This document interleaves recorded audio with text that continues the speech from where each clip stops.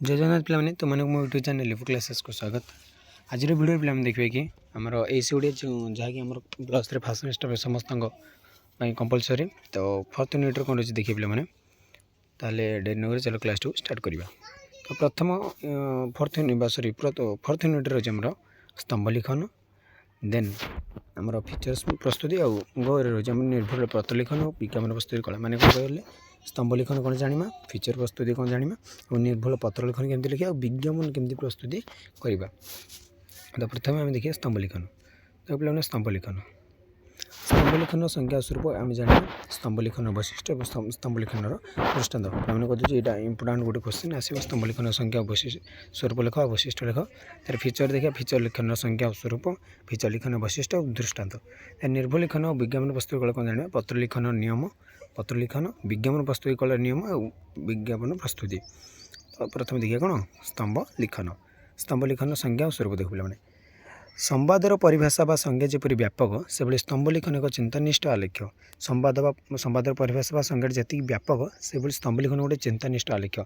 संवाद होची घटना समस्या विज्ञापन आदि तत्कालीन सूचनात्मक जेपरी रूप सेपरी स्तंभ होची प्रचंड उपलब्धि व्यापक चिंताशील और पर्याप्त अनुशीलन धर्मी कला आमर जमी संवाद गोटे संवाद जमी गोटे घटना समस्या विज्ञापन आदि तत्कालीन सूचनात्मक रूप से भाई स्तंभ होची गोटे प्रचंड उपलब्धि व्यापक चिंताशील और पर्याप्त अनुशीलन धर्मी कला। संवाद सत्यभाषा और जोगाजोगर जपरी अतुट व्यवस्था और श्रृंखलित कला से स्तंभ लिखन हो आवेगिक बौद्धिक व्यंजना धर्मी आलेख्य संवाद एवं स्तंभ लिखर ये से वर्णना कर स्तंभ लिखन एक फीचर धर्मी रचना बोले आलोचक मैंने मत व्यक्त कर फीचर धर्मी रचना ठार स्तंभ लिखन स्वतंत्र है देख पे स्तंभ लिखन स्वतंत्र कौन स्तंभ कौन सी चिंतानिष्ठ विषयक चिंतानिष्ठ आलेख्य स्तंभ प्रचंड उपलब्धियुक्त आलेख्य स्तंभ अनुभव और अनुभूतिर भावयुक्त आलेख्य स्तंभ व्यापक माने बहुत व्यापक चिंताशीलता और अधिशक्तियुक्त आलेख्य स्तंभ पर्याय अनुशीलन और आवेगात्मक वस्तु विन्यास स्तंभ वैज्ञानिक अभिमुखयुक्त कला आभिमुख्ययुक्त कला स्तंभ वर्णना धर्मी नुहे व्यंजना धर्मी आलेख्य से वर्णना धर्मी नुहे से व्यंजन कर स्तंभ फीचर पर कहानी धर्मी आलेख्य नुहे स्तंभ लिखन उभय वर्तमान अतीत और भविष्य वास्तव इतिहास और कल्पना आधारित कलात्मक आलेख्य तार सब वैशिष्ट्य गोटे पे देख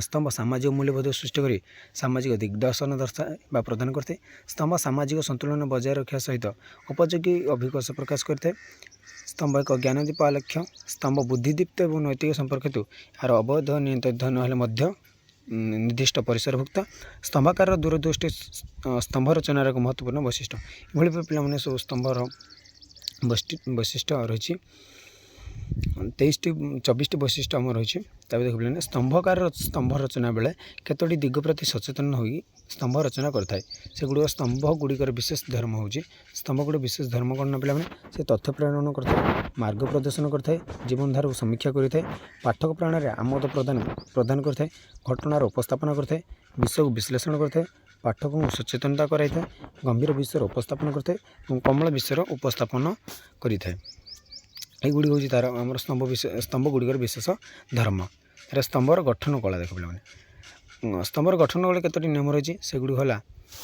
कलबर क्षुद्र भाषा सरल शिक्षणीय विश्वास योग्यता भावधर्मता सावलीलता और भावधर्मीयता ये गुड़ी हूँ तार स्तंभ गठन कलार नियम देख पे स्तंभ लिखन संवादपत्र एक संवाद नुहे जमी स्तंभ लिखनटा हूँ संवादपत्र गोटे संवाद नुहे संवाद शब्दर अभिधानिक व्युत्पत्ति है संवाद अर्थात सम्यक भाव जहाँ कहुए सम्यक भाव जोड़ा कहुए आम कह संवाद संवाद सम्यक परिप्रकाश घटी है खबर समाचार बा संवाद कहुए तेणु यहाँ आम कह खबर कहे समाचार अधे लोग कहते संवाद कहुए इंग्रेजी यहाँ न्यूज कहुए संवाद हूँ घटना समस्या विज्ञापन एक तात्कालिक सूचनात्मक रूप से तत्कालीन सूचनात्मक रूप या सत्य भाषा आधारित व्यक्ति सचेतन नहीं वास्तवता निवृत्ति कर एक लौकिक माध्यम से गोटे कौन सत्य उपर आधारित सत्य भाषा उपर आधारित और व्यक्ति सचेतन नहीं गोटे वास्तवता से निवृत्त कर गोटे लौकिक माध्यम जोगाजोग क्षेत्र में संवाद एक श्रृंखलित रीति सर्वस्व अतुट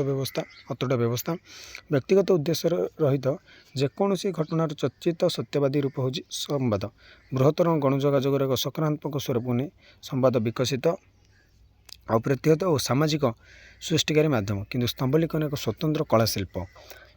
ମୌଳିକ ଓ ଚିନ୍ତାନିଷ୍ଠ ଆଲେଖ୍ୟ। ଏହା ହେଉଛି କ'ଣ ଗୋଟେ ମୌଳିକ ଏବଂ ଚିନ୍ତାନିଷ୍ଠ ଆଲେଖ୍ୟ। ଏଥିରେ ଅଛି ପ୍ରଚଣ୍ଡ ଉପଲବ୍ଧି, ବ୍ୟାପକ ଚିନ୍ତାଶୀଳତା ଓ ଉପଯୁକ୍ତ ଅନୁଶୀଳନ। ସ୍ତମ୍ଭଲିଖନ ହେଉଛି ଅନୁଭବ୍ୟ, ନୀତିନିଷ୍ଠ, ବ୍ୟାପକ ଚିନ୍ତାଶୀଳ ପ୍ରସଙ୍ଗ। ଏହା ବୈଜ୍ଞାନିକ ଓ ବୁଦ୍ଧିଦୀପ୍ତ ଓ ବ୍ୟଞ୍ଜନଧର୍ମୀ କଳା। କ'ଣ ବ୍ୟଞ୍ଜନଧର୍ମୀ କଳା କେଉଁଟା ଆମର କ'ଣ ସ୍ତମ୍ଭଲିଖନ ହେଉଛି ଆମର କ'ଣ ବ୍ୟଞ୍ଜନଧର୍ମୀ କଳା। ସ୍ତମ୍ଭଲିଖନ ବର୍ତ୍ତମାନ ଅତୀତ ଓ ଭବିଷ୍ୟତକୁ ଅଭିମନ୍ତ୍ରିତ କରେ। ସ୍ତମ୍ଭଲିଖନଟା ବର୍ତ୍ତମାନ ଅତୀତ ଏବଂ ଭବିଷ୍ୟତକୁ ଅଭିମନ୍ତ୍ରିତ କରେ। ବାସ୍ତବତା ସହିତ ଇତିହାସ ଓ ଅନୁଭାବାତ୍ମକ କାଳ୍ପନିକ ଅନୁସୂଚନ ହେଉଛି ସ୍ତମ୍ଭ ରଚନା। ତେବେ ସ୍ତମ୍ଭ ରଚନା ବସ୍ତୁନିଷ୍ଠ ପ୍ରବନ୍ଧ ପରି ନୁହେଁ, ବରଂ ବ୍ୟକ୍ତି ନିଷ୍ଠତାର ଲାଳିତ ବିମଣ୍ଡିତ ହୋଇଥାଏ। ଏଭଳି ପିଲାମାନେ ଆମର ହେଉଛି ସ୍ତମ୍ଭ ରଚନା। ସ୍ତମ୍ଭ ଏକ ସଂସ୍କୃତ ସାଧୁ ଶବ୍ଦ। ଏହାର ଓଡ଼ିଆ ପ୍ରତି ଶବ୍ଦ ହେଲା ଖମ୍ବ ବା ଖୁଣ୍ଟକୁ। ସ୍ତମ୍ଭ ବୋଇଲେ ଆମେ ଖୁଣ୍ଟ ବୋଲି ମଧ୍ୟ କହୁଛେ ବା ଖମ୍ବ ବୋଲି ମଧ୍ୟ କହୁଛେ। ଆବିଧାନିକ ଅର୍ଥରେ ଖୁଣ୍ଟ ଗଛର ଶକ୍ତି ବା ପତ୍ର କାଦିକାରେ ପୃଷ୍ଠାର ସଜ୍ଜିତ ଅଂଶ ବା କଲମକୁ ବୁଝାଏ। ପତ୍ରପତ୍ରିକା ସମ୍ବାଦପତ୍ରର ଏକ ସ୍ୱତନ୍ତ୍ର ରଚନାକୁ ସ୍ତମ୍ଭ ରଚନା କୁହାଯାଏ। ସ୍ୱତନ୍ତ୍ର ରଚନା ଆମେ କହିବା ସ୍ତମ୍ଭ ରଚନା। ସମ୍ବାଦପତ୍ରକୁ ଚତୁର୍ଥ ସ୍ତମ୍ଭ କୁହାଯାଏ। ଯେ ସ୍ତମ୍ଭ ଯିଏ ଲେଖନ୍ତି ତାକୁ ସ୍ତମ୍ଭକାର କୁହାଯାଏ। ସ୍ତମ୍ଭାକାର ଏହି ରଚନା ସ୍ୱତନ୍ତ୍ର। ଆମେ ଖବରକାଗଜରେ ପଢ଼ିଲା ବେଳେ ପ୍ରଥମ ପୃଷ୍ଠାରେ କେତେକ ତତ୍କାଳୀନ ଘଟଣା ଯେତେବେଳେ ପ୍ରଥମ ପୃଷ୍ଠା ବ୍ରେକିଂ ନ୍ୟୁଜ୍ ଯାକ ଦେଇଥାଏ, ପ୍ରଥମ ପୃଷ୍ଠାରେ ପ୍ରକାଶ ପାଉଥିବା ବିଶେଷ ଖବର ସ୍ତମ୍ଭକାରମାନେ ତଥ୍ୟ ଉପସ୍ଥାପନ କରି ସମ୍ବାଦଧର୍ମୀ ସ୍ତମ୍ଭ ରଚନା କରିଥାନ୍ତି। ଏହା ବ୍ୟତୀତ ସମ୍ବାଦପତ୍ର ମୁଦ୍ରାକାର ସମ୍ପାଦକଙ୍କ ସୁବିଧା ଅନୁସାରେ 2 ଇଞ୍ଚ ବା 5 ଇଞ୍ଚ ବା 5 ସେମରେ ସ୍ତମ୍ଭ ପ୍ରଦାନ କରାଯାଇଥାଏ। ସମାଜର ଗୁରୁତ୍ୱପୂର୍ଣ୍ଣ ଓ ଗମ୍ଭୀର ବିଷୟକୁ ନେଇ ସ୍ତମ୍ଭକାର ସ୍ତମ୍ଭ ରଚନା କରିଥାନ୍ତି। ଦେଖ ପିଲାମାନେ, ବିଶେଷ କରି ସମ୍ବାଦ ଗଭୀର ଓ କୋହଳ ଭେଦରେ ଦୁଇ ପ୍ରକାର। ତେବେ ସମ୍ବାଦ ସଦାସର୍ବଦା ନିତ୍ୟ ନୂତନ, ତା ସତ୍ୟ ଘଟଣା ଉପରେ ଆଧାରିତ। ଗମ୍ଭୀର ସମ୍ବାଦରେ 5ଟି ପ୍ରଶ୍ନ ଥାଏ। ହୁ, ହ୍ୱାଟ୍, ହ୍ୱେର୍, ହ୍ୱେନ୍, ହ୍ୱାଏ। କିଏ, କ'ଣ, କେଉଁଠାରେ, କେତେବେଳେ, କାହିଁକି। ଏ 5ଟି ହେଉଛି ଗଭୀର ସମ୍ବାଦର 5ଟା ପ୍ରଶ୍ନ। ସମାଜର ଗଭୀର ସମସ୍ୟା ଟିକସ ବୃଦ୍ଧି, କରୋନା ମହାମାରୀ, ବାତ୍ୟା, ମରୁଡ଼ି, ସୁନାମି, ବନ୍ୟା, ଭୂମିକମ୍ପ, ଯୌତୁକ ସମସ୍ୟା, ବେକାର ସମସ୍ୟା, ନାନାଦି ସତ୍ୟ ଘଟଣା ପ୍ରଭୃତି ହେଉଛି ଗଭୀର ସମସ୍ୟାକୁ ନେଇ ପ୍ରସ୍ତୁତ ସମ୍ବାଦ। ଏ ସମସ୍ତ ସମ୍ବାଦରେ ସମ୍ବାଦପତ୍ର ପ୍ରାଥମିକତା ଦେଇଥାନ୍ତି। ଏ ସମସ୍ତ ସମ୍ବାଦକୁ ସମ୍ଭକାରମାନେ ସ୍ପର୍ଶକାତର ଶୈଳୀରେ ଉପସ୍ଥାପନ କରିଥାନ୍ତି। ମାନେ ଏଇ 5ଟା ହେଉଛି ଆମ ବହୁତ ଇମ୍ପୋର୍ଟାଣ୍ଟ। ତାର ସାଂସ୍କୃତିକ ଓ ସାମାଜିକ ସ୍ତମ୍ଭ ରଚନା କ'ଣ ଦେଖ। ସଂସ୍କୃତି ଗୋଟିଏ ଜାତିର ମୂଳ ଭିତ୍ତି। ସଂସ୍କୃତି ହେଉଛି ଗୋଟିଏ ଜାତିର ମୂଳ ଭିତ୍ତି। ସଂସ୍କୃତି ବିମୁଖ ମଣିଷକୁ ସଂସ୍କୃତି ସଚେତନତା ଓ ସାମାଜିକ ଭାବନାଯୁକ୍ତ ମଣିଷ ସାମାଜିକ ସ୍ତରକୁ ଆଣିବା ପାଇଁ ସାଂସ୍କୃତିକ ଓ ସାମାଜିକ ସ୍ତମ୍ଭକାରମାନେ ରଚନା କରନ୍ତି। ବିଶେଷ ଭାବରେ ଏସବୁ ରଚିତ ହୋଇଥାଏ। ତାର ପିଲାମାନେ ଦେଖିବା ପରେ ଆମେ ମୁଦ୍ରିତ ଗଣମାଧ୍ୟମ ଓ ସ୍ତମ୍ଭର ବୈଶିଷ୍ଟ୍ୟ। ଆଜି ପାଇଁ ପିଲାମାନେ ମୁଁ କ୍ଲାସ୍ଟିକୁ ଏଇଠି ରଖୁଛି। ପରବର୍ତ୍ତୀ କ୍ଲାସ୍ରେ ଦେଖାଇବା। ଯେଉଁ ପିଲାମାନେ ମୋ ଟେଲିଗ୍ରାମ ଚ୍ୟାନେଲ୍ ଜଏନ୍ ହେଇନାଅ, ଭିଡ଼ିଓ ଡେସ୍କ୍ରିପ୍ସନ୍ରେ ମୁଁ ଟେଲିଗ୍ରାମ ଚ୍ୟାନେଲ୍ ଲିଙ୍କ୍ ଦେଇଦେଇଛି, ସେଇଟା ଜଏନ୍ ହେଇଯାଅ। ସେଇଠାରୁ ତୁମେ ବୁକ୍ର PDF ଏବଂ ନୋଟ୍ସର PDF ପାଇଯିବ। ରହୁଛି। ଜୟ ଜଗନ୍ନାଥ।